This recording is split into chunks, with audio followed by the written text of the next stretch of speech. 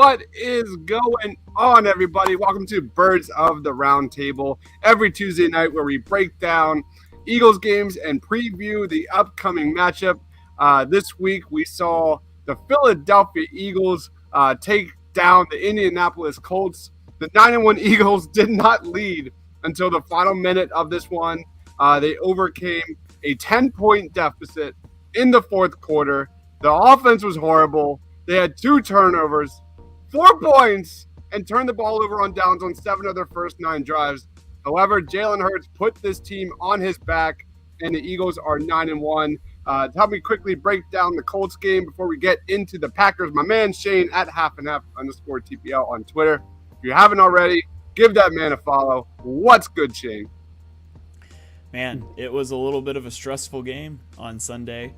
An ugly win is a win, and we're going to file it away in that ugly win category, but the Eagles get the win, move to 9-1, and some things broke in their favor too. You get the Giants losing a game, the Vikings lost a game. Now, would I have preferred for the Cowboys not to look that good when they blew out the Vikings? Yes, but as it stands, the Eagles have a game on the Vikings and a tiebreaker, effectively a 2-game lead for the 1 seed. So a lot of things to feel good about, and maybe some things to feel a little nervous about as well. Yeah. We have Steve chiming in. Can I join you all? Not tonight, Steve. We'll talk. But let's just quickly, talk about our main takeaways of the Colts game as I try and multitask with the Sixers game on. Let's start with the offense. There's the Madden 23 game, Eagles versus Packers. Let's see how this game turns out. But you lead us off, man. Let's talk about the Eagles offense. What was your main takeaway from the Eagles offense versus the Indianapolis Colts? Yeah, the Eagles fumbled 2 times in this game, and they only had 3 drives with more than 2 first downs.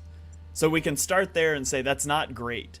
When you start to break down what happened, what got it to that point, I think there was a lot of things. I mean, the first drive gets killed by a holding penalty on Grant Calcaterra. We talked about how bad the Eagles would miss Dallas Goedert. Well, they saw that early. The second drive gets killed by 3 penalties on 3 consecutive plays. Wow. But the one that really killed them was a penalty on yet another backup tight end, and Jack Stoll on a 1st and 25 when Jalen Hurts completes a 18-yard pass. It makes it 1st and 35. So you have things like that. I thought overall, looking at the game, the run game didn't really have much going. The passing game I thought was fine. Hurts had some really good throws in this game. He also had some instances of being a little skittish in the pocket. Yeah.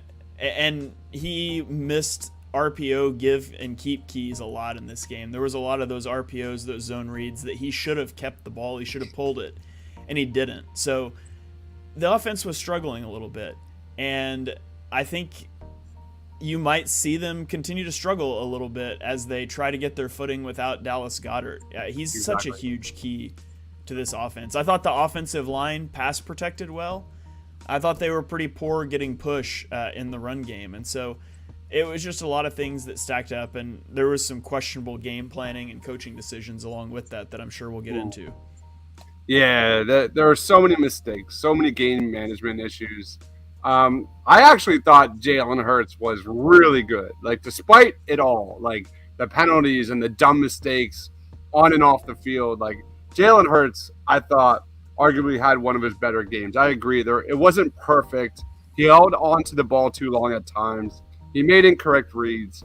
But there are so many times when he put this offense on his back, and that won them the game ultimately. And that's kind of, Shane, that's kind of what franchise quarterbacks do, bro. Like, that's what we're going to be paying this dude to do for the Eagles for the foreseeable future.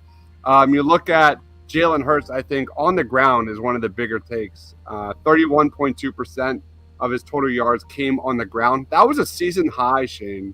When you look kind of at the numbers, he had 16 rushes for 86 yards. 8 of those rushes went for first downs, and some of those were absolutely massive for the Eagles to win in this one. You look at kind of his throwing on the day. His EPA per dropback was a season low, but that doesn't, like, there's some little things that don't pass the eye test, because I thought there were several times where he threw the ball and it was on the money, man. I thought he looked really, really strong. So I actually really like Jalen Hurts against the The Colts. It was one of my favorite performances of the year. Yeah, the EPA stats can be a little bit misleading because both fumbles came on Jalen Hurts dropbacks. Obviously, the one where he gets strip sacked, as well as the fumble by AJ Brown. That's still a fumble on a dropback. So turnovers can do things that are a little wonky with that. I'm going to try to pull up here in a minute the adjusted EPA because that tries to factor some of that out, and I'll see if that showed anything different. But it was.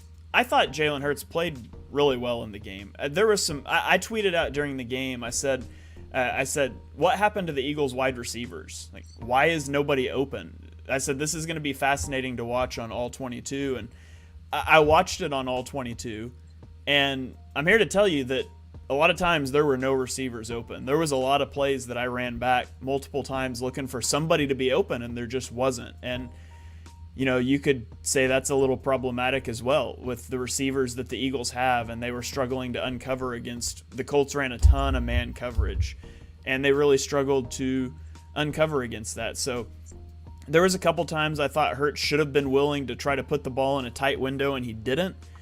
Overall, I thought he played a pretty good game. A little skittish pocket management, but overall, I thought he played a solid game, and I would not take too much into account with the EPA stats on that one.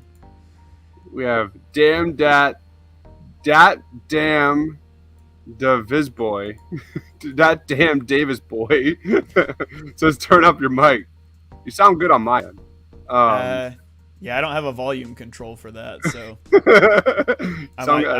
we might just be stuck. I don't. It shows it's coming through good on my end as well. I don't know. You already touched on it as the Packers go up 7-0 on the Eagles here on Madden. But I thought like one of the biggest takes of that game and was obviously the absence of Dallas Goedert. That was very, very clear. I will kind of want to get your take on, what we saw and what we should see from the Eagles, because we've talked ad nauseum in the past, and we talked about this during the pregame show and the halftime and all before this, getting ready for last week against the Colts. Like, Dallas Goedert is such a freaking safety blanket for Jalen Hurts, whether that's on dropbacks, third and shorts, fourth and shorts, you name it, man. In the RPO game, that is one of the most that was one of the biggest weapons the Eagles have in their playbooks in that RPO, whether they hit Dallas Goedert on the flat or make defenses kind of guess wrong on those, and you can kind of really showcase Jalen Hurts' strengths in that area. But Dallas Goedert, man, what did we see? We saw Jack Stoll play a season high of snaps, 55. Calcaterra played 19. Jackson played 9. It was not good. I thought the Eagles were a little too cute on offense. That they were trying way too much, trying way too many different things. That settled down a lot in the second half. They had 21 different personnel combinations in the first half, and then in the second half they only used 4. So they kind of adjusted really well there.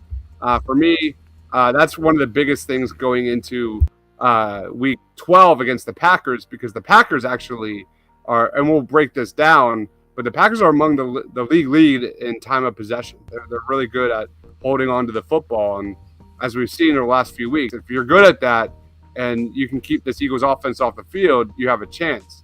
But what was your take on Dallas Goedert in his absence? Yeah, it's huge. It impacts so much of what they want to do in the running game. He's such a positive as a blocker, which is usually what you say about tight ends that can't catch the ball, and Goddard can. That's what makes him so good. Like, you put him in line, and the defense can't just key that it's a run like they can if Jack Stoll is out there. They have to respect the threat of the pass, and I thought coming into this game that the Eagles should go into more 4 wide receiver sets, spread the field. Jack Stoll is not that great of a blocker to begin with, and people were saying, well, there's got to be somebody in there to block. Well, no, there doesn't.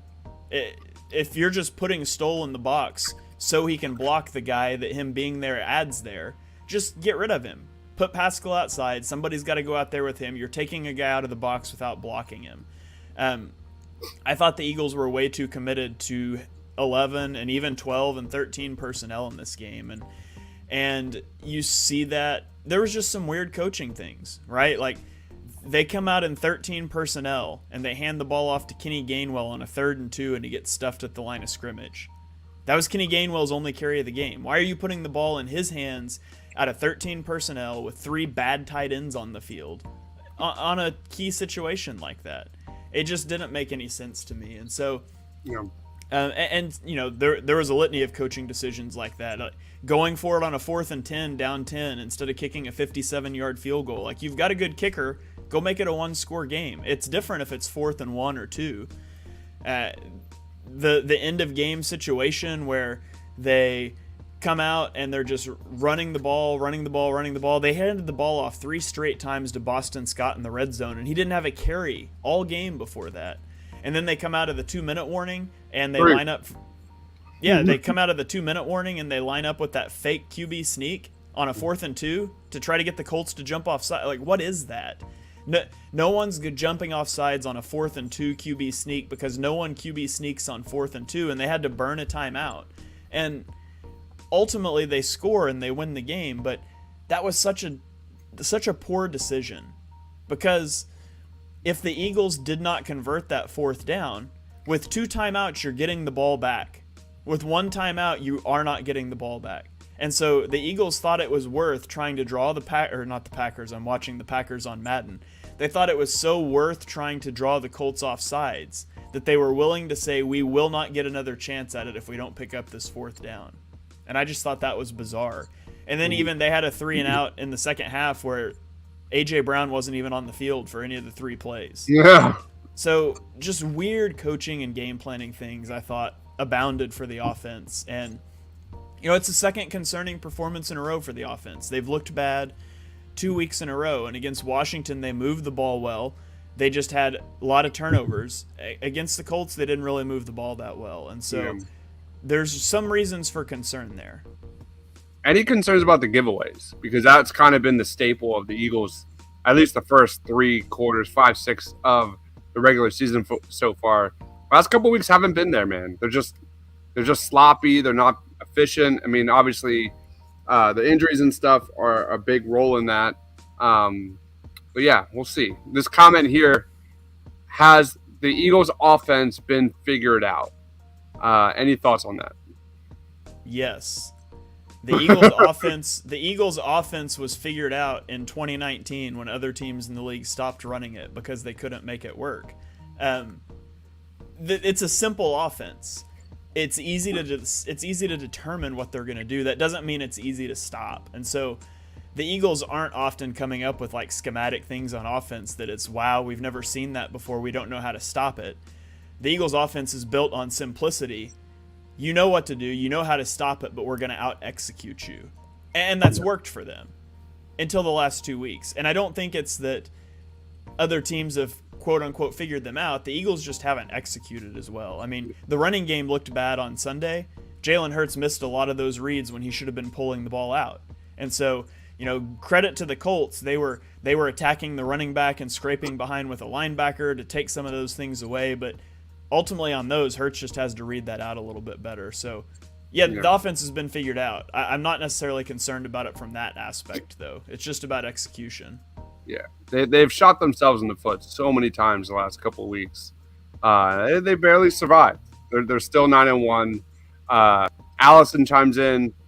So they're bad tight ends, so don't play them. Can they do anything well? Like, I see a lot of people on my timeline talking about like Melvin Gordon and things like that. I'm like, I wish there was a good tight end out there that they could bring in and kind of spell. But if only there was a tight end sitting on the bench for Denver that somebody on this podcast really wanted the Eagles to go get at the trade deadline. Yeah. Yeah. But Let's oh, God. Oh, go ahead. I was just going to say, Jack Stoll is serviceable. Grant Calcaterra is a project. You just don't want him to have to step into this role right now on a playoff team in this situation. So you're not never going to put a tight end on the field. I just think they need to be a lot less tight end heavy. I would rather have Zach Pascal as a 4th wide receiver the majority of the time than have Jack Stoll as a tight end on the field.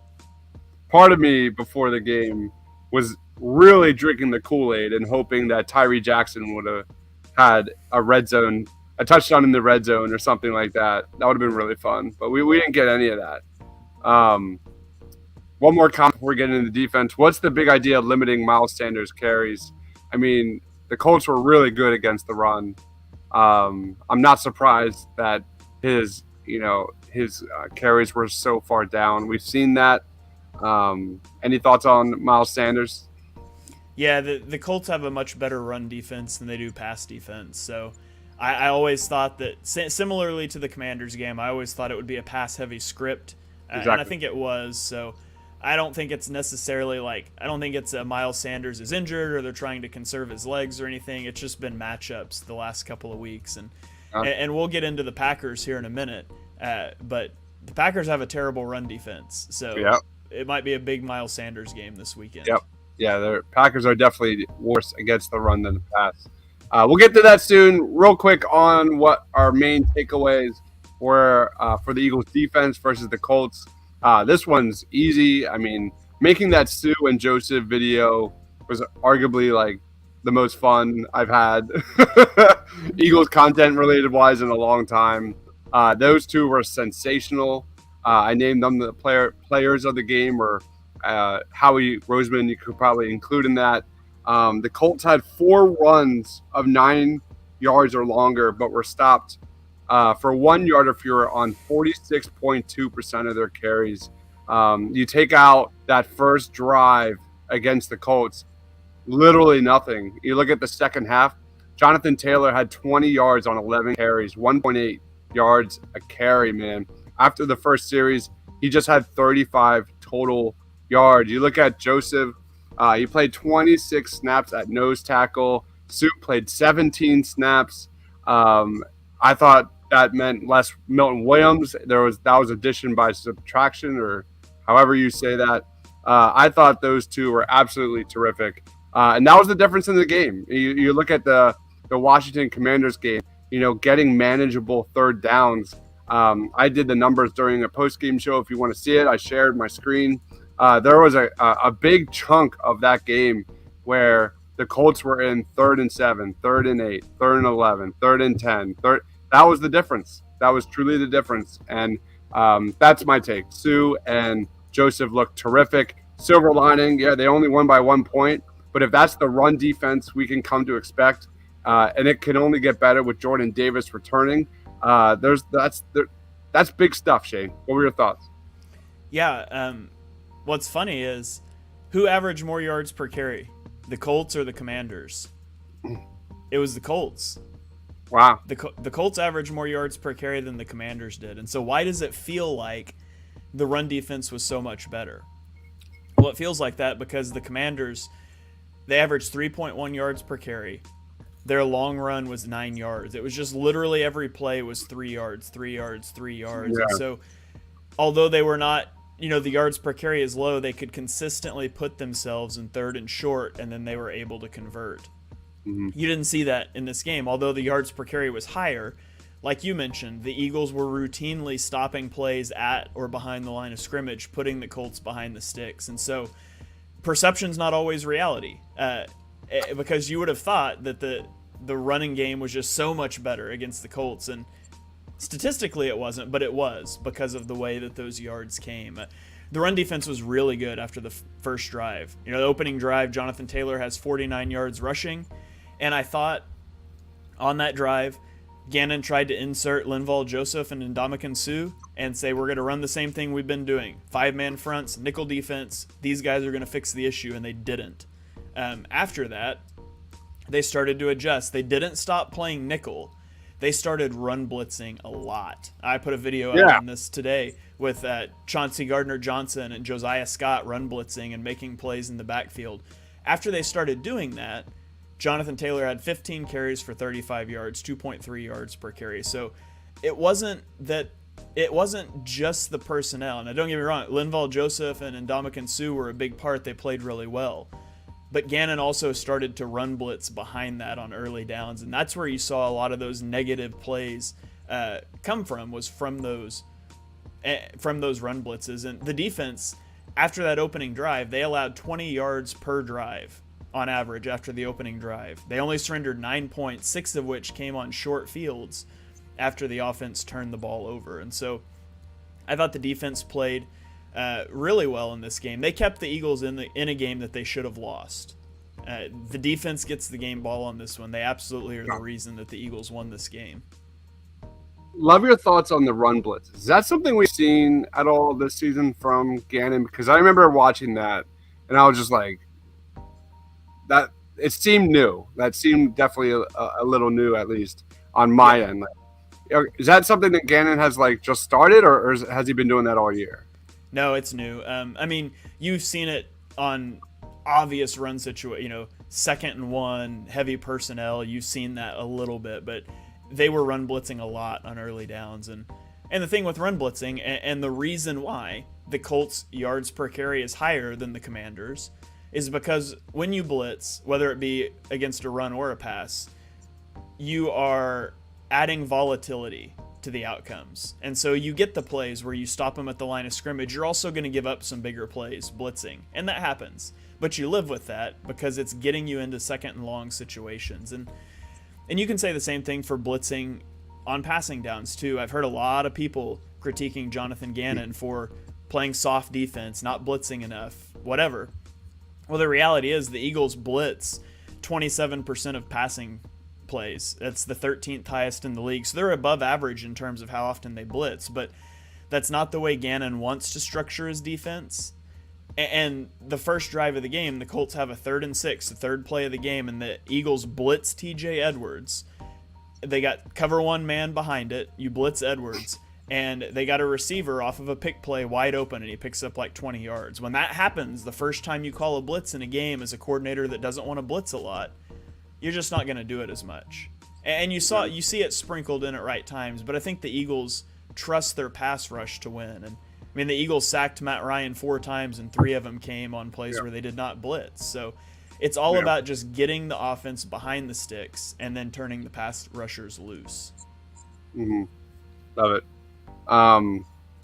it. Will we see any Trey Sermon this season? Any thoughts on that? I would say no. When you see, a guy like Boston Scott getting major snaps in the guts of the game late in the 4th quarter, I'm probably leaning towards no. Any thoughts on Trey Sermon? Yeah, I like Trey Sermon a lot. If we were going to see him, he wouldn't be a game day inactive. They would be getting him in for some snaps. So barring an injury, you're not going to see Sermon this year. Allison chimes in. What letter grade would you give Sanders, Gainwell, Scott, and Sermon? Are you talking about, Allison, are you talking about against the Colts or overall? Because that's a little bit different.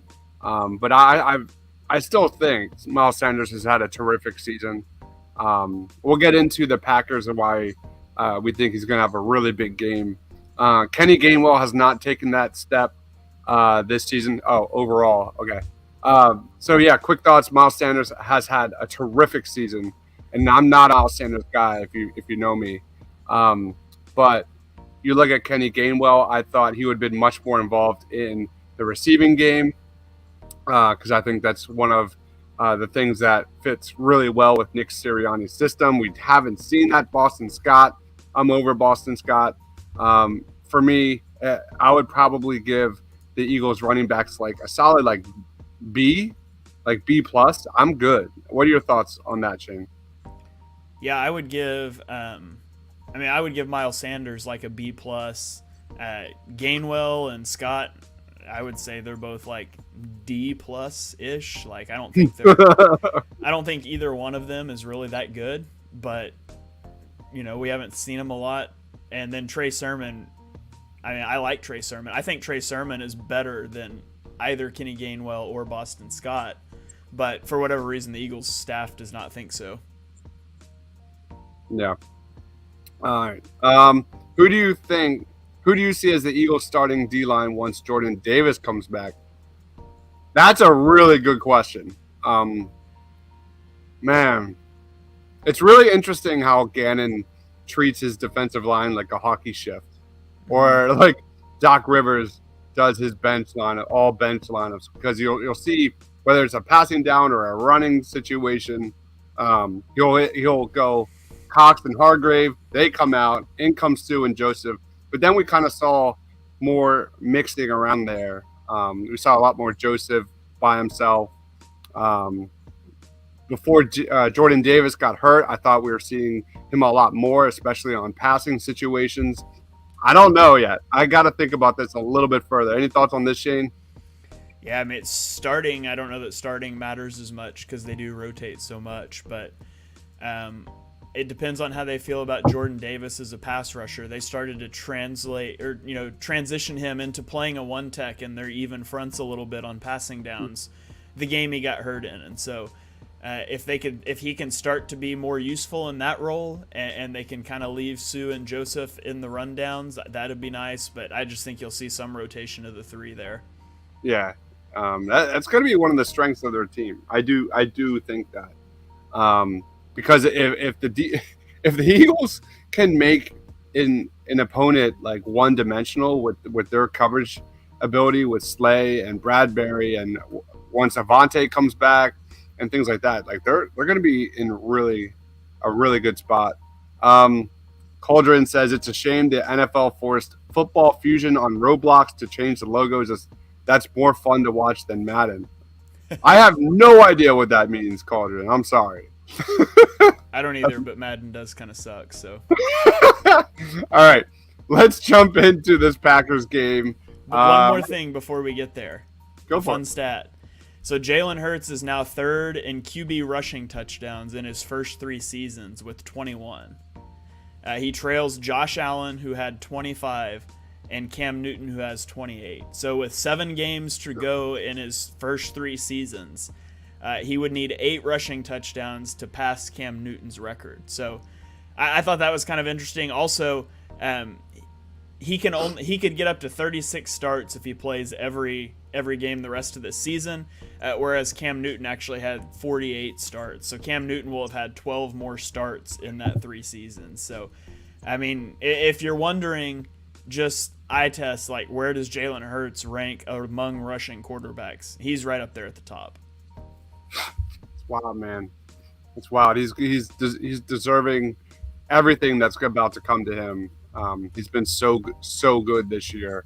And I'm not saying I wasn't a believer, but I was like more 50-50. But actually, he's surpassed every single expectation I've had. Still needs to show a little bit more against pressure, but that'll come. Let's roll into the Packers game. As if you're watching Madden, the Eagles are down 10-7 in the third quarter. According to FanDuel, the Eagles are 6.5-point favorites for Sunday Night Football against the Packers. The Eagles are at 9-1, of course, and the Packers sit at 4-7. Let's talk top matchups to watch versus Green Bay. You lead us off, man. I've got a bunch of notes here, but I want to see where you go first. And here's the thing about the Packers. They are not a good football team. But here's the other thing about the Packers. Aaron Rodgers is still their quarterback. And although he hasn't played good this year, we know he's a good football player. And if he can just catch that spark, and we've seen, Christian Watson is a big factor in this game. Christian Watson he was not good for the first part of the year. In fact, during the Dallas game, I tweeted out, he may develop with time, but Christian Watson right now is just a bad football player. And he ended up catching 3 touchdowns in that game. And so I quote tweeted that, and I said, as I have always said, Christian Watson is a fantastic football player. And one of my followers mentioned gave me the loophole. He said, well, you said it would happen with time, and an hour is time. So we put him on that expedited track. But, he had 0 touchdowns a week and a half ago, and now he's got 5 touchdowns. And so he's starting to get that connection with Aaron Rodgers. He's only got 6 receptions, 5 of them for touchdowns, so he's kind of the big play guy. But if Aaron Rodgers feels comfortable with the guy, if he's going to start feeding him the ball, that guy can be dangerous. And Christian Watson's certainly fast. He's got some size. Rodgers has ability to evade pressure in the pocket, and so you're always going to be nervous facing Aaron Rodgers. But by and large, this is just not a good football team. But they've got Yeah. Aaron Rodgers. Yeah, I'm looking at my notes from last year's draft. Cauldron says, I was actually wondering if this was live or pre-recorded. Man, we don't do any pre-recorded here. Well, actually, me and probably do the pre-recorded of anybody. I do air my all 22 videos as pre-recorded, but that's because I have to edit those a lot. So yeah, my draft videos are all pre-recorded because there's a lot of editing in those things. The podcasts are always live. Exactly. All right. Christian Watson was among my favorite day 2 prospects for the Eagles last year. Possesses elite size, speed, versatility, major weapon in the return game. He was like just a clear draft selection for the Packers. I remember like predicting that. Pretty much everybody was predicting Watson to the Packers there. Rodgers' ability to move in and around the pocket worries me. Hopefully he runs into Quinn a few times. I mean, that would be the first time in an Eagles jersey for sure. Yeah, that's the only way Quinn's getting a sack is if somebody runs into him. Yeah. Let's talk about Aaron Rodgers. It's kind of a different Packers team this year than years past. In this season, 2022, so far, when the Packers have been good, it's when they're using the run to set up the pass and not vice versa. There's been 5 games this year when the Packers have had twice as many pass attempts than rushing attempts in games. The Packers are 0-5 in those games. The 2 times when the Packers actually ran the ball more, Aaron Rodgers' numbers are absolutely so much better. Like, where is it? 5 touchdowns to 0 interceptions, 137.1 rating. And when you add the game where it was like just a little bit over 50-50, it's even better than that. He has a quarterback rating of 121.4, 7 touchdowns to 1 interception. So, I mean, Sue and Joseph absolutely have to be on point this week because there is a blueprint out to slow down this Eagles offense, which is to keep them off the field. And that is a solid run game, solid time of possession. Aaron Rodgers knows this. Everybody knows this. So the Packers are absolutely going to have to run more if they want a chance to beat the Eagles. The bad news is if you want like a play action kind of offense for the Packers don't really run a play action offense at all. They're 21st in play action. They only have 377 yards. For comparison purposes, Jalen Hurts is 9th in play action with 572 yards. So that's still not really part of the game. But if they want to get better, I think they need to make that adjustment against the Eagles. That would be my recommendation. But I'm going to keep going, Shane, because I've got a lot to talk about here with kind of Aaron Rodgers. You look at kind of attacking downfield. Aaron Rodgers has had a really not great season at attacking downfield because that's what I think of. When I think of Aaron Rodgers, I think of elite, efficient at moving the ball downfield in big chunks. When he was like MVP kind of candidate, he was by far one of the best when it comes to completions and yards on passes 20 yards or more. This season, Rodgers has gone deep 59 times. That's 12 more times than any other quarterback in the NFL. However, he's only hitting on 37.3% of those throws. That is 13th best in the NFL and 18th at 11.0 yards per attempt. So they do attack downfield, but they have not been as efficient in years past. So that's a little bit about, Aaron Rodgers and what we have seen so far. Any reaction to that? Yeah, I mean, like you said, it's not the Aaron Rodgers of old, but you still feel like it's just lurking under the surface there. This is kind of why I'm scared about this game, Shane, is because there's like little things about this that I'm going to keep going into that is you're just ready. Like there's definitely things in place that could not be good for the Eagles on Sunday night.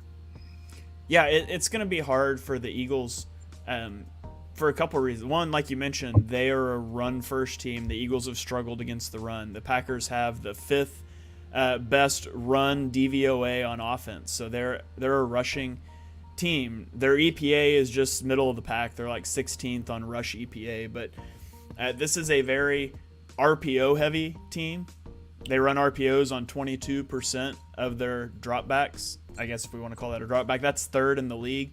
They're very screen heavy at 18%, which is second in the league. And so they're RPO heavy, they're screen heavy, ball's coming out fast, we're running the ball, and then all of a sudden we're taking shots downfield to Christian Watson. And so I don't think that's an ideal matchup for the Eagles in terms of what they want to do defensively. They like to get you behind the sticks. They like to turn their pass rushers loose. It's hard to do that against an RPO and screen game. And it's hard to get up and press on the line of scrimmage against receivers that aren't as good if you're worried about those deep shots. And so it's kind of that perfect mix of they play horizontal so they can take the vertical shots. And the vertical shots haven't been hitting, but now all of a sudden Christian Watson has 5 touchdowns in the last 2 games and they are hitting. And so there's some confidence there. I'm interested to see how the Eagles decide to attack that. Yeah. Caller just says, I like the stats you guys are hitting me with. Very informative. Appreciate that, man. Thank you.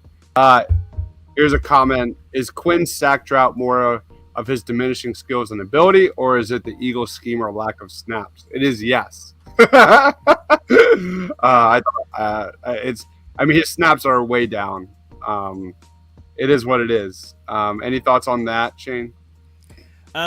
He's a diminishing player. He had 18.5 sacks a year ago, so people are like, what happened? Well, sacks sometimes just come in bunches. I mean, Javon Hargrave had, 6 sacks in a 2-game stretch, and then he played equally as well on Sunday against the Colts, and he didn't come up with any sacks. So sacks sometimes come in bunches, but Quinn's been largely invisible. He hasn't really played well, and he hasn't played a lot. It's not necessarily...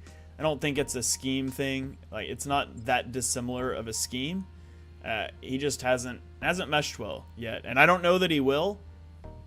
He wasn't really. I think he was more insurance for an injury than we expected him to come in and play a Chris Long role, to be honest, because he really showed nothing at the start of the year in Chicago. Yeah, I want to touch on your take on the Packers offense being more horizontal than vertical, because that's definitely something I came in with my research. Is I'm looking at the Packers running backs, Aaron Jones and A.J. Dillon. Aaron Jones ranks 8th in the league with 778 yards, but he's only gotten into the end zone twice this year. You look at the Packers; they average the 8th most rushing yards per carry at 4.8. That's really good, man, right? But the Packers are dead last in the NFL in rushing touchdowns per game. They're not getting home. You look at A.J. Dillon, who's been wildly a disappointment. He's got 4 drops this season. I think that's where that's kind of where I'm going with this is like when you have like young wide receivers and things like that, you need the Packers, I think, needed their running backs to be more impactful when it comes to the receiving game. And for the most part, the Packers running backs haven't done that. You look at Aaron Jones, he's got 40 catches on 49 targets this year. That's 6.2 yards per catch and 5.1 yards per target. That'll be the lowest, his lowest averages since his rookie year. A.J. Dillon is on pace for half as many yards receiving in 2022, despite having the same workload last year. Aaron Jones's average depth of target, ready, Shane? Negative 1.4, third shortest among running backs. So you're counting about horizontal. It might be worse than horizontal. It might it's negative. It's backwards vertical. Yeah, 27 of Aaron Jones's receptions of his 36 targets have come behind the line of scrimmage. So like that's where the Packers need to get it going. They need to go start moving the ball forward rather than backward. And that was just something I found really interesting about this Packers offense because overall it's been really inept. I mean, it comes down to giveaways and lack of execution for Green Bay. The Packers have been absolutely destroyed by giveaways this year. So they moved the ball, but they've got 8 fumbles. That's the second most in the NFL. They've got 7 interceptions. Their 15 giveaways ranks among the bottom of the league, and they've got a turnover margin of -4, which is 6th worst in the NFL. The Packers are also among the league worst when it comes to drops. They've got like 20 drop passes this year, which is crazy, and they have the most delay of game penalties on offense this year as well. So like this is just a inept offense that really can't get out of their own way. Any thoughts on that? Yeah, no, I think that hits the nail on the head. They just, there's no trust in the receivers, and you see that in the excessive running back target share behind the line of scrimmage, like you said. They want to run the ball. They run into stacked boxes on 34% of their run plays, which is 7th highest in the league. So even when you load up to stop the run, like you're going to load the box against Aaron Rodgers, they run it anyways. And so there's just not a cohesiveness, or hasn't been at least. Now I do think it's looked better the last couple weeks, and so that is a little scary. You hope that they're not hitting that stride right here, because like we said earlier, Aaron Rodgers is always going to be a guy that there's a little bit of fear around the name, even if he hasn't played so well. Yeah. So it would be nice if the Eagles can come out early and really get going. Rattle Rodgers, maybe get a sack, a hit or two on him, maybe take a lead. This is not a game where you want to be playing from behind like the Eagles have done the last couple of games. Yep. So most of my notes were about the Packers offense. I've got a couple on defense as we move. Do you have anything else on the Packers offense? No. One other thing is we talk about the Eagles like defensive fronts and how those are kind of tells on what the Eagles want to do. You know, they come out in their odd fronts, they're expecting the run. They come out in the even fronts, they're expecting the pass, right? The Packers have a little bit of that going on with their offense. When they come out in 11 personnel, which is 1 running back, 1 tight end, that's what those numbers stand for those of you maybe aren't sure. Anytime you hear that, the first number is running back, second number is tight end. So 11 personnel, 1 running back, 1 tight end, 3 wide receivers. The Packers pass the ball 70% of the time when they're in 11 personnel. Interesting. Versus when they're in 12 personnel, so they add that second tight end, that drops all the way to a 42% pass rate. So 11 personnel, if we're playing Madden, you're guessing pass, versus 12 personnel, you're guessing run, because there's a big swing there in how they use those packages. Yeah. We have some comments real quick before we get into defense. Let's get back to winning the turnover battle. Absolutely could not agree more than that. That is a great comment. What is our assessment on Josiah Scott and Kayvon Wallace? Will the Packers go, soften the Eagles box this week on Sunday Night Football? Any thoughts? Let's start with Josiah Scott. Any thoughts on him? Yeah, I actually just put out an all-22 film piece on Josiah Scott, so it's about 6.5 minutes long on my YouTube. You can go check it out if you want to. I tweeted out the first part of it because, Twitter, you got to break it up. So parts 2 and 3 will be on Twitter tomorrow. But I did a game review of Josiah Scott, some of what he's been good at, some of what he's been bad at. He has been a perfectly fine corner 4. The Eagles miss Avonte Maddox. You can tell they don't fully trust Josiah Scott. There's some instances where they will put James Bradbury on an island on one particular third down, and because the safety is diving downhill to help Josiah Scott inside to double team a guy. There's some elements of that. There's some reps that he's lost. There's a route he passed off slow and gave up a big post or a corner route that got down to the 5-yard line. There's also some things he's done really well. He's made some pass breakups. He's been active in the run game. So the Eagles will take a big breath, a big sigh of relief when Avonte Maddox comes back. It could be far, far worse, though, for a corner 4. So I think Josiah Scott's done a pretty good job. You still don't trust him nearly as much as Maddox, though. That's it, right? I think a lot of Eagles fans expected, Nate Gary level, bad when it comes to Josiah. It hasn't been that. He made a nice play there. I remember one where he had a pass breakup. Made a nice read on the quarterback, closed in nicely, nice anticipation.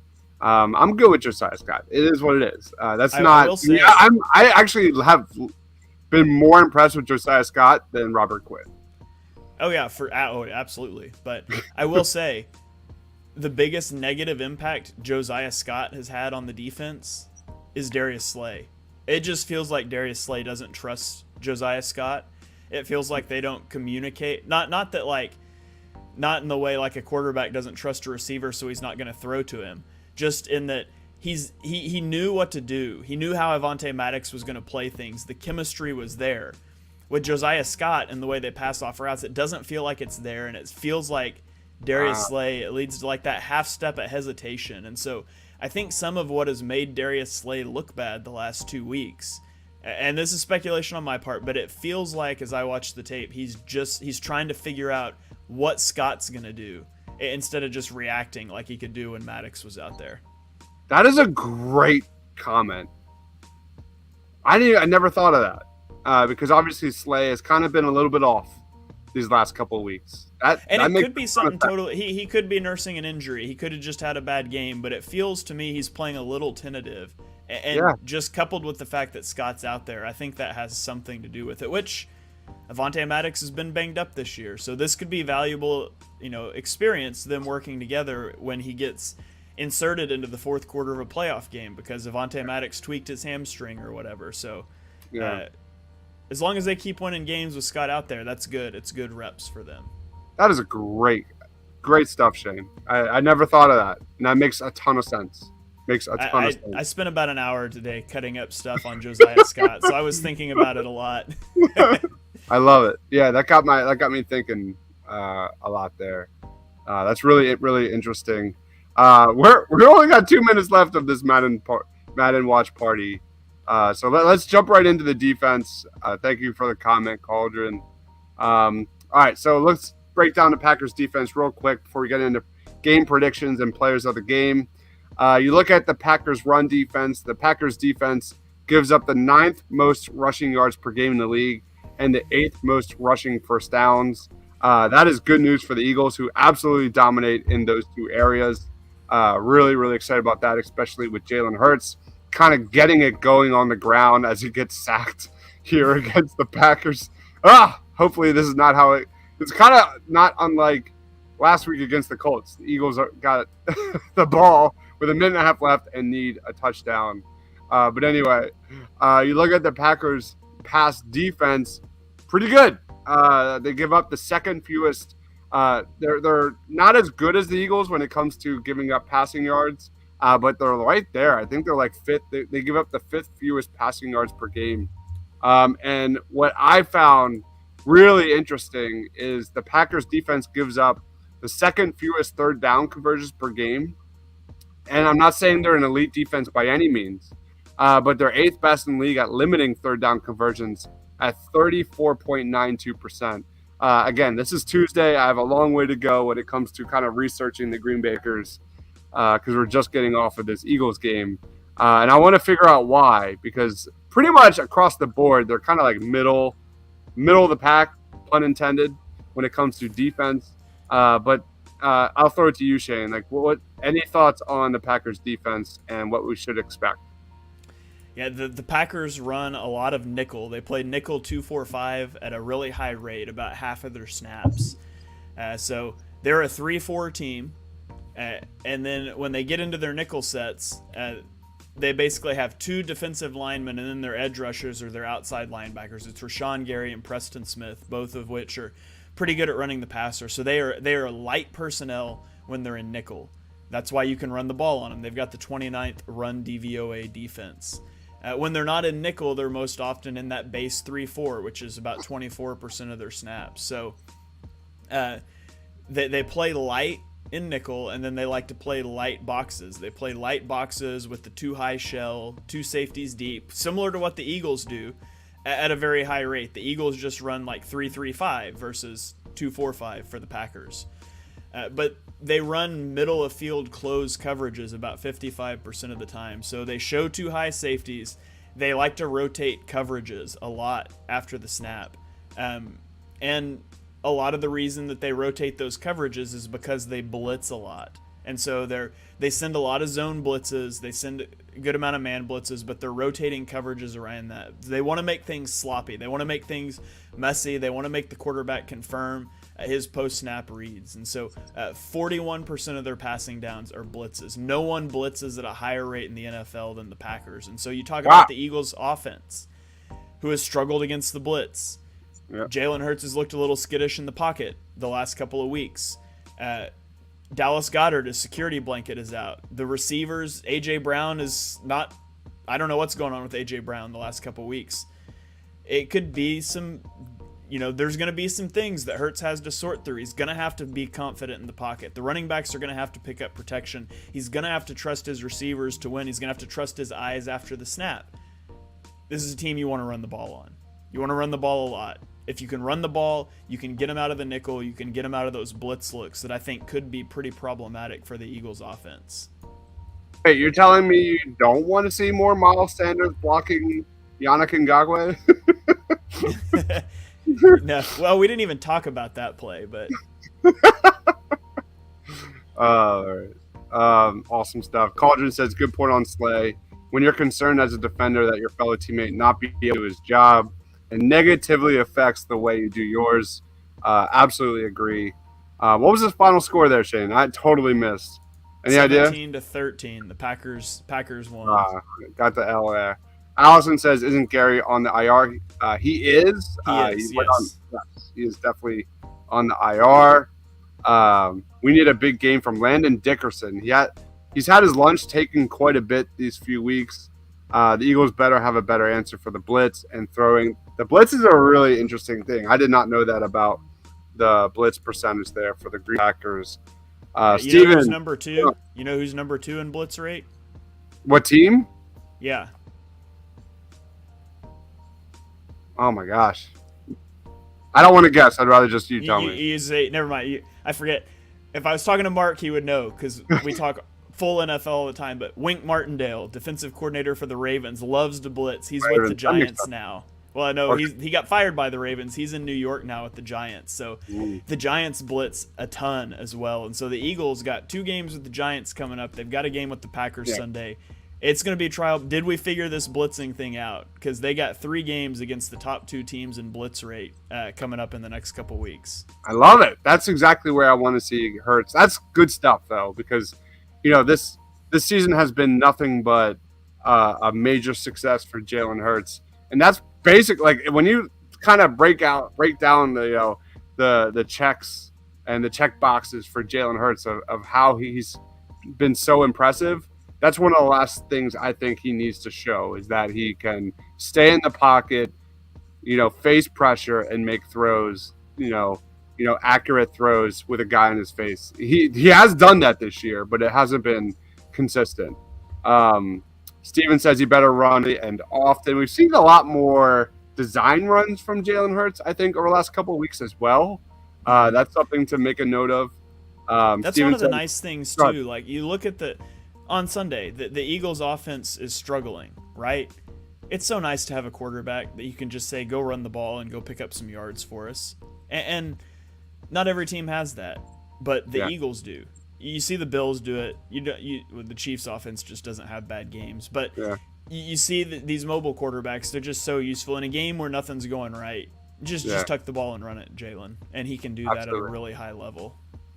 How much do you think is that, like, coaching or Shane Steichen, or how much of it is Jalen Hurts just saying, give me the ball, like Kobe Bryant, like, I'm going to get this first down? I'm very curious.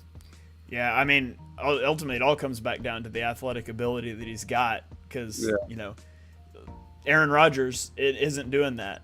Aaron Rodgers he's squirrely in the pocket, but he's not a guy that's just going to rush for 100 yards in a game. He just can't do it. And I'm sure Hurts is coached up to everybody on that team believes in him. When it's not going well, just go get a first down. Yeah. Steven says for 3.5 quarters, that was one of the worst coach games in the Nick Sirianni era. It was bad, man. I'm not. Go ahead. For 4 quarters, that it was badly coached for all 4 quarters. There was no redemptive art for the offensive coaching. I mean, they lined up for a fake QB sneak on 4th and 2 at the 2-minute warning. So, I'm fairly certain that Boston Scott touched the ball with like 3 times within the final 6 to 7 plays of the game. Like when you put the ball in the hands of Boston Scott to win you a game like that, not great. Cauldron says, "Oh, that's awesome, man. Thank you for the kind words, man. Truly appreciate it. Happy Thanksgiving, happy holidays. Go Birds. We cover the Eagles all the time. Really appreciate that." Steven says, between letting Sanders block one-on-one, ignoring Yannick on a short run play, and getting burned on cover 3 almost single time we played it. It was awful. I got comments for that. Yeah. Hold on. Throw that one back up there. Okay, so the Sanders blocking Yannick Ngakoue, I put an all 22 video up on it, so go check that out. I think it's bad design, but it's also a sprint rollout. So Hurts is supposed to keep rolling out or step up. So bad play design, but Hurts also has to know. But that's not really what I wanted to touch on. I detail that more in that video, so go check it out. But ignoring the defensive end on a short run play, that's because it's supposed to be that zone read where Hurts is reading that guy out. You ignore him, and if he declares for Hurts, then you've taken him out of the play without blocking him. It gives you an extra blocker. Hurts just routinely missed those reads, and that's not something he's done. And then the getting burned on cover 3, this is where people screamed about we need to stack the box more, but the problem is that requires you to fundamentally shift the way you play defense, and it puts you in coverages you're just not as familiar with. So that's the downside to going single high, is it's just not what your defense is built around. So there's going to be some lapses there. I thought the defensive game plan was really good. The offense, though, was left a lot to be desired. Eagles fans get so confused when they can't complain about Jonathan Gannon making adjustments. You cannot complain about Jonathan Gannon making adjustments because he has done that, and that's where I give him a lot of credit. Here's a comment, not to pile on, but I can't remember our special teams being this bad. I have a take on this. What are your thoughts on this? Yes. I don't care either. As long as they're not like fumbling the ball. I care. I'm just I don't remember being this bad either. It's been pretty bad. Steven, we touched on this. We touched on Dallas Goedert at the start of the show. But quick summary is Jalen's truly missing his safety blanket, whether that's down the middle of the field or a 3rd and short or 4th downs and RPOs. Shane would like to see kind of an adjustment and change in approach, more for wide receiver sets, things like that. Anything you want to add to that, Shane? Yeah, no, that's a pretty good summary. If you do want to skip back to the beginning of this after it ends, we did talk a little bit about that at the front end of the podcast. But Wick says you just never know what Aaron Rodgers is going to show up. So let's get into predictions of this game. First, now let's do player of the game. Obviously, this screams a Miles Sanders game, as we kind of alluded. That the Packers struggle with the run. That nothing would make me happier to kind of see the Eagles get back to dominating on the line of scrimmage, and that kind of has a direct correlation with you never know what which Aaron Rodgers is going to show up, because there has been moments where he's looked good, of course. For the most part, it's been bad. And if kind of going back and forth, if the Packers are able to kind of solidify themselves on the line, that could be a big concern. The good news for the Eagles, the Packers' interior offensive line is bad. It is really, really bad. It's also you've got left guard Elgton Jenkins, you've got center Josh Myers, you've got right guard John Runyon. They have been terrible when it comes to the run game. And then when it comes to pressure, Aaron Rodgers under pressure has been really bad. So that bodes really well for the Eagles on that side. But for the Eagles side, I think Miles Sanders probably looking at around 90, 100 yards of efficient offense. So for me, I'm going Miles Sanders. Who is your player of the game? Yeah, I would say Miles Sanders, but I won't steal yours there. So I'll go with Jalen Hurts. I think. Yeah. I mean, I'll go with Jalen Hurts. I think he'll be effective in the running game as well if they commit to stopping Sanders, and then of course he'll maybe get a passing touchdown or something too. So I'll go with Jalen Hurts. If Ndamukong Suh gets 3 sacks, he's not only player of the game, but 31 other GMs should be fired for not having that guy on their roster. 3 sacks for Sue. That's nuts, man. If he has 3 sacks, then the entire Eagles defensive line probably has like 6, 7 sacks, and we're having a fun time on Sunday night. Steven said, "I'm scared poopless of Christian Watson. He's played really well these last couple of weeks, specifically. So we touched on that as well, Steven. Wick says Sanders will hopefully have a good game. All right, let's do score prediction. Wrap this show up because I've got Sixers post game show coming up very soon. What is your score prediction for the Packers? I think it's a 6.5 line. 6.5 Eagles. Yeah, I will say I'll take Eagles 21-17. If I was betting on this game, I would probably take the Packers and the points, just for the fact the Eagles' offenses looked shaky. I feel like it's a rougher. The Eagles are clearly a better team. It's a rough matchup both offensively and defensively, though, and you never know what Aaron Rodgers is going to show up. So I'll pick the Eagles to win, but I don't think they cover. Yeah.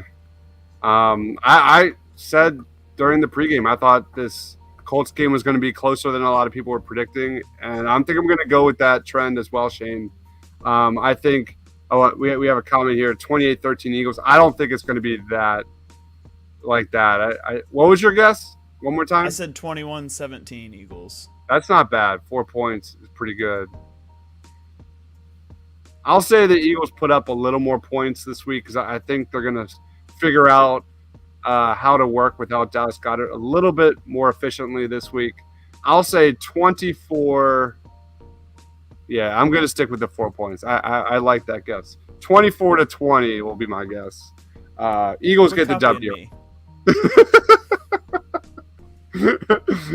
Eagles get the W. 24-20.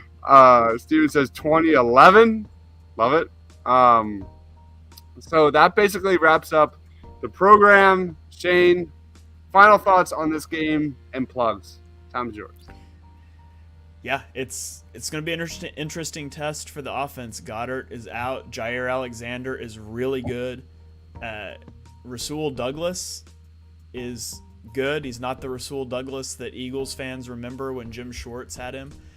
So it's going to be a rough test for the offense, but it's good. They need some of those tests down the stretch, so I'm excited for the game.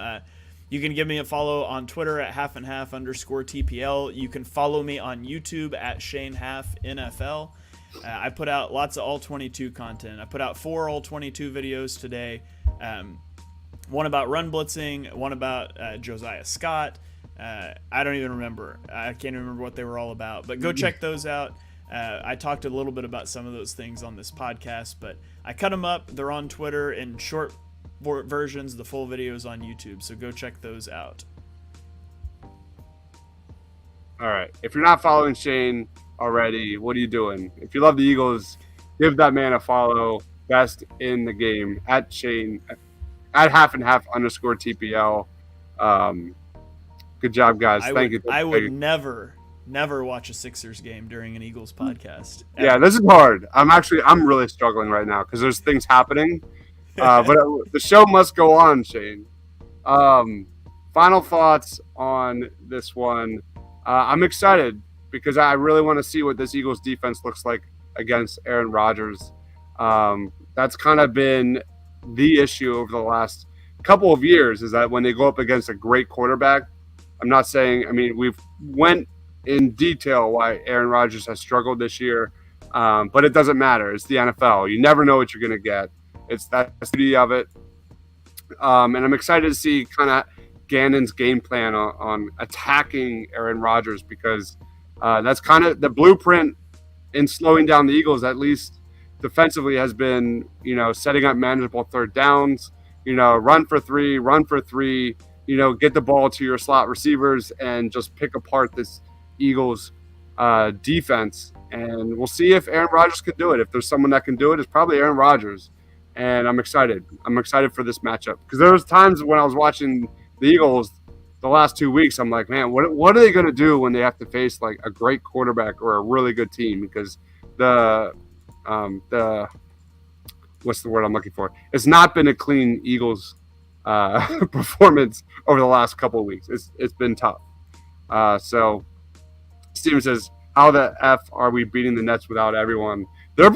Steven, they're showing a lot of fight in this game, man. I'm really impressed. Their bench is showing up big time. We're gonna get into it or post game. All right, but that's basically it. I've got two draft videos that just dropped yesterday and Sunday. Edge rushers, interior defensive linemen. My cornerback video will be dropping tomorrow. I really like all three positions, and those are arguably the top three for the Eagles this offseason. All right there in terms of value, elite prospects. I think day two guys. I think there's going to be some really good players there at those three positions for the Eagles moving forward. So those are my top three. Then I'll probably move on to, I think, either running back or tight end. I'm going to switch to the offense, and those are the two positions of need because I love the running back class, and I haven't at all really looked at the tight end spot. So if you love the draft, go check those out. We are wrapping it up. God, we are over an hour. Remember, this is crazy. All right. Thank you, everyone, for watching. Thank you to everyone who commented. If you like what you see, please give this video a like wherever you're watching. We're streaming on multiple channels. Philly Sports Alliance, we miss you, Ryan. He couldn't make it today because his son has an appointment. My man, Ryan Reese, who runs Philly Sports Alliance in kind of collaboration with this program, is awesome. So thank you. If you're watching, following Philly Sports Alliance, give them a follow wherever you get your content, especially on Facebook. Awesome people there.